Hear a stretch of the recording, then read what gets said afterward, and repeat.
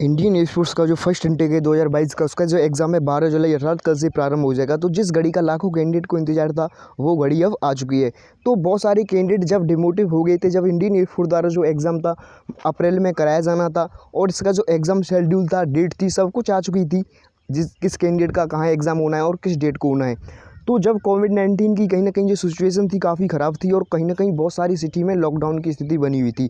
तो Indian air force ने क्या था कि आपका जो एग्ज़ाम था उसका शेड्यूल पोस्टपोन कर दिया था और बहुत सारे कैंडिडेट बार-बार यही बोल रहे थे इसका जो एग्ज़ाम है कब कराया जाएगा। तो देखिए, मैं आपसे यही बोलता रहा था, बिल्कुल प्रैक्टिस करते रहें। जिस सब्जेक्ट पर आपकी जो कम्बाइंड है सही नहीं है, तो आप बिल्कुल क्या है कि उसकी सब्जेक्ट ही प्रैक्टिस करते रहें। आपका जो एग्ज़ाम है कहीं न कहीं उसका क्वालीफाई करने का चांसेस है बहुत बढ़ जाएगा। तो देखिए, बहुत सारे कैंडिडेट ऐसे होंगे जो कि इससे पहले एग्ज़ाम दे चुके होंगे, तो उन कैंडिडेट को पता होगा कि इसका जो एग्ज़ाम शेड्यूल है किस तरीके से होता है, हमको टाइम मैनेज किस तरीके से करना है। कहीं न कहीं उनके पास थोड़ा बहुत अनुभव होगा और बहुत सारे ऐसे कैंडिडेट होंगे कि जो पहली बार एग्ज़ाम देने जा रहे होंगे, फर्स्ट अटेम्प्ट होगा उनका, चाहे वो एक्सेप्ट के लिए जा रहे हों, चाहे वह वाई ग्रुप के लिए जा रहे हों। तो कहीं न कहीं उन कैंडिडेट के मन में डाउट होता है कि हमको कितने क्वेश्चन अटेम्प्ट करने चाहिए जिससे कि हमारा एग्ज़ाम क्लियर हो जाए। तो देखिए, उन कैंडिडेट काफ़ी अच्छी तरीके से अच्छी तैयारी करते हैं और कहीं न कहीं बहुत सारी प्रैक्टिस की है उन्होंने। तो जब आपका एग्ज़ाम होता है और जब आपसे कोई क्वेश्चन नहीं बनता है, आप सपोज़ दैट आप मैथ का क्वेश्चन बना रहे हो, आपसे वो क्वेश्चन नहीं आ रहा है, तो आप बिल्कुल उस क्वेश्चन को गिव अप कर सकते हैं। देखिए, आप उस क्वेश्चन को गिव अप करेंगे तो कहीं न कहीं आप आगे क्वेश्चनों को देखें और हो सकता है कि जब आप आगे जाएँगे, आगे उसको गिव अप करते हुए जाएँगे, तो हो सकता है कि आपको उससे अच्छे क्वेश्चन देखने को मिले और ऐसा होता भी है। तो देखिए, वो भी आपको 1 नंबर देने वाला है और जिसके लिए आप लगातार क्या है कि अपने टाइम को वेस्ट कर रहे हो और यदि आप उसको गिव अप कर आगे जाएँगे, तो कहीं न कहीं हो सकता है कि आप उस टाइम को वहाँ पर लगा रहे हो, उस टाइम के दौरान आप 2 से 3 क्वेश्चन बना कर जाएँ और इसमें नेगेटिव मार्किंग होती है, आपको पता है 0.25 की नेगेटिव मार्किंग होती है।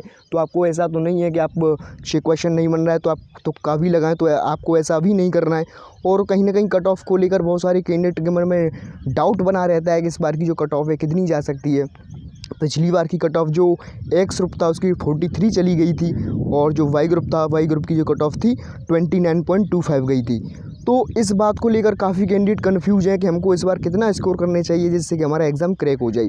तो देखिए, जो कैंडिडेट एक्स ग्रुप के लिए जा रहे हैं, तो देखिए आपका जो कट ऑफ है कहीं न कहीं ये एक इसका कोई स्पेशल नहीं है कि आपका जो कट ऑफ है इतना ही जाएगा। देखिए, आपको पता होगा 43 से पहले इस बार का जो इनटेक था 43 गया था। इससे पहले का जो इनटेक था उसका 27 नंबर ही कट ऑफ गया था, 28 नंबर कट ऑफ गया है, 35 नंबर भी कट ऑफ गया है। तो देखिए, कट ऑफ काफ़ी अंतर से घटता बढ़ता रहता है। जैसा आपका एग्ज़ाम होता है उसी तरीके से आपका कट ऑफ घटता बढ़ता रहता है। तो पिछली बार का जो कट ऑफ था हाई क्यों चला गया था, इसका केवल एक ही रीज़न हो सकता है मेरे पॉइंट ऑफ व्यू से। आपका एग्ज़ाम मार्च में होना था, लेकिन पोस्टपोन होते होते आपका जो एग्ज़ाम था नवंबर महीने में आपका एग्ज़ाम कराया गया था। तो इस वजह से आपका जो कट ऑफ है कहीं न कहीं हाई चला गया था। एक्स ग्रुप का 43 और वाई ग्रुप का भी ठीक-ठाक था। वाई ग्रुप का थोड़ा 29.25 था।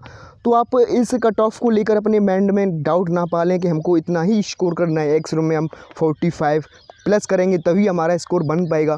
तो आप इस डाउट को अपने माइंड में बिल्कुल भी ना पालें। आप देखिए, कहीं न कहीं इस पॉइंट को लेकर बिल्कुल टेंशन ना लें और जब आपका एग्ज़ाम होगा तो कहीं न कहीं जब आपके लिए हार्ड होगा तो बहुत सारे ऐसे कैंडिडेट होंगे उनके लिए भी हार्ड होने वाला है।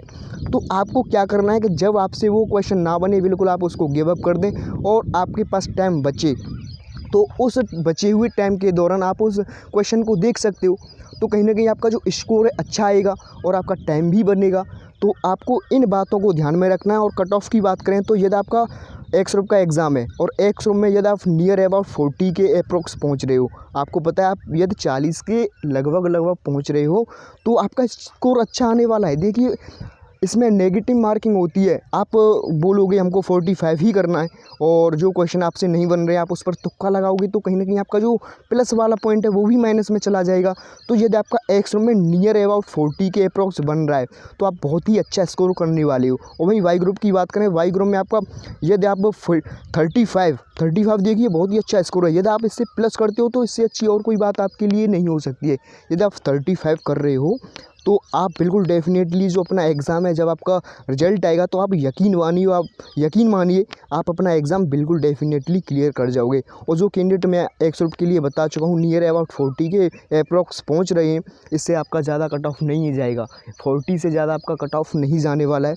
तो आप यदि एक्सरूट में 40 भी क्वेश्चन अटेम्प्ट करते हो और वो भी आपका बिल्कुल आप श्योर हो कि ये मेरा क्वेश्चन बिल्कुल सही है, तो कहीं ना कहीं आपका एग्ज़ाम क्रैक हो जाएगा। तो यही आपको माइंड में अपने बात ध्यान रखनी है। आपसे जो क्वेश्चन नहीं बन रहा है तो उसको बिल्कुल गिव अप कर दें और आप नेक्स्ट देखें। आप यकीन मानिए जब आप नेक्स्ट जाएंगे तो कहीं ना कहीं आप पाएंगे कि आपका जो क्वेश्चन था और जो क्वेश्चन हम उस पर लगे हुए थे उसका जो लेवल था और जब हम नेक्स्ट बढ़ते हैं उसका जो लेवल है काफ़ी अलग है। तो देखिए वो ऐसा बिल्कुल करने की कोशिश करते हैं। हो सकता है कि पहले और दूसरे तीसरे क्वेश्चन को हाथ डालने की कोशिश करें और आपको उन पर भटकना नहीं है, उन पर अपना टाइम वेस्ट नहीं करना है। और देखिए ये अपने माइंड में बात ना बनाएं कि मैंने इतनी सारी प्रैक्टिस की थी, मेरे से ये क्वेश्चन बनना ही चाहिए। देखिए क्वेश्चन होने वाली बात नहीं है, आपका टाइम मैनेज वहाँ सबसे बड़ी बात होती है, टाइम मैनेज। क्वेश्चन तो आई थिंक लगभग सभी कैंडिडेट कर ही लेंगे, लेकिन आपका टाइम मैनेज भी होना चाहिए। यदि आप टाइम मैनेज ठीक तरह से करोगे तो कहीं ना कहीं आपका जो एग्ज़ाम है उसका क्रैक होने का चांसेस है लगभग बहुत अच्छी तरीके से बढ़ जाएगा।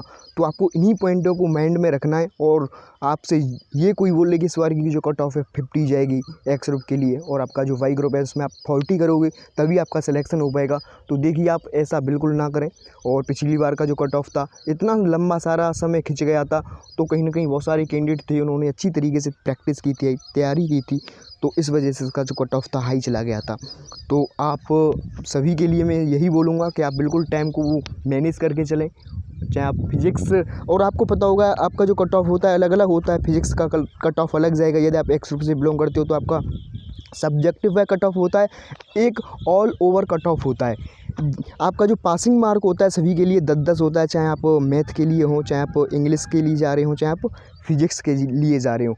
इसका जो पासिंग मार्क है 10 से ज़्यादा नहीं होने वाला है। आप इस बात को माइंड में नोट कर लें, 10 से ज़्यादा नहीं जाएगा, हो सकता है इससे कम ही चला जाए। ऐसा देखिए कहीं ना कहीं पिछली बार के रिकॉर्ड से देखने को मिला, इससे कम गया है। हमारा जो पासिंग क्राइटेरिया है इससे कम ही गया है, ज़्यादा कभी नहीं गया है। तो वहीं जो रागा होता है, रागा का जो पासिंग क्राइटेरिया है 15 से ज़्यादा नहीं गया है, 15 ही रहता है और इस बार भी 15 रहेगा। वहीं इंग्लिश जो कैंडिडेट वाई ग्रुप से बिलोंग करते हैं उनको पता होगा इसमें आपका 30 नंबर का रागा होता है, वहीं 20 नंबर की इंग्लिश होती है। और प्रत्येक आपका जो ईच क्वेश्चन होता है 1 नंबर का आपका क्वेश्चन होता है 1 और आपका 0.25 की नेगेटिव मार्किंग होती है। तो इसमें आपके 20 क्वेश्चन होते हैं, इसमें आपकी जो पासिंग मार्क होता है वह 10 होता है। यदि आपकी रागा में अच्छी पकड़ है तो आप यहाँ से पासिंग मार्क ही कर सकते हो। 10 से 11 क्वेश्चन यदि आपसे बन रहे हैं इंग्लिश में तो बहुत अच्छी बात है, आप रागा में स्कोर कर सकते हो यदि आपकी रागा पर अच्छी पकड़ है। तो यही आपको बताना था। आप बिल्कुल भी अपने माइंड में किसी भी प्रकार की कोई टेंशन ना पालें और आप ये नहीं है कि यदि आपसे वो क्वेश्चन नहीं बन रहा है तो आप उस क्वेश्चन में अपना टाइम वेस्ट करें। मैं आपसे यही बार बार सजेशन दे रहा हूँ। सबसे यहाँ जो बात है टाइम की होती है और यदि आपने टाइम को मैनेज कर लिया तो आई थिंक अपना एग्ज़ाम आप आराम से क्लियर कर जाओगे। तो सभी कैंडिडेट के लिए बेस्ट ऑफ लक। जय हिंद।